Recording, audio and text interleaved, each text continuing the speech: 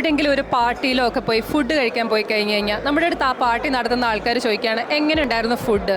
നമ്മൾ നല്ലതല്ലെങ്കിലും പറയും അടിപൊളിയായിരുന്നു അല്ലെങ്കിൽ നല്ലതായിരുന്നു എന്ന് പറയും. കാരണം നമുക്ക് അവരെ വിഷമിപ്പിക്കാൻ താല്പര്യമില്ല. ഇന്ന് ഞാൻ ഇമാക്കോൺ 2023യുടെ ഒരു ഫംഗ്ഷൻ അറ്റൻഡ് ചെയ്യുകയാണ്.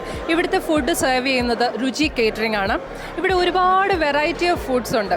അപ്പോൾ നമ്മൾ പൊതുവെ എന്തെങ്കിലും ഫുഡൊക്കെ കഴിക്കാൻ പോകുന്ന സമയത്ത് എന്താ പറയുന്നത്, നമ്മൾ എപ്പോഴും ചോറും കറിയൊക്കെ കഴിക്കുന്ന ആൾക്കാരാണ്. അത് കാരണം എപ്പോഴും വെറൈറ്റി ഓഫ് ഫുഡ്സ് ട്രൈ ചെയ്യാനായിരിക്കും നമുക്ക് താല്പര്യം. എനിക്കും അത് തന്നെയായിരുന്നു ഇഷ്ടം. ഞാൻ വന്ന് പല തരത്തിലുള്ള ഫുഡ് ട്രൈ ചെയ്തു. എനിക്ക് ഒരുപാട് ഇഷ്ടപ്പെട്ടു.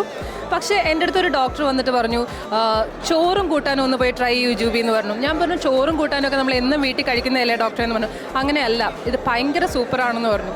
അപ്പോൾ അങ്ങനെ ഞാൻ പോയി അതും ട്രൈ ചെയ്യാൻ പോയ സമയത്ത് ചോറ്, അവിയൽ, അവിയൽ എന്നൊക്കെ പറഞ്ഞു കഴിഞ്ഞാൽ എനിക്കറിയില്ല, ഞാൻ ആദ്യമായിട്ടാണ് ഇത്രയും ടേസ്റ്റി ആയിട്ടുള്ള അവിയൽ കഴിക്കുന്നത്. മോര് കറി, മീൻ കറി, ഇതൊക്കെ ഭയങ്കര ടേസ്റ്റി ആയിരുന്നു.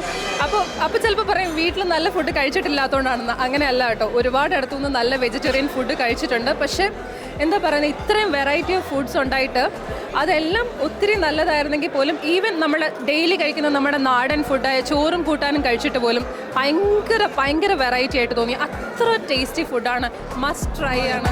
അപ്പോൾ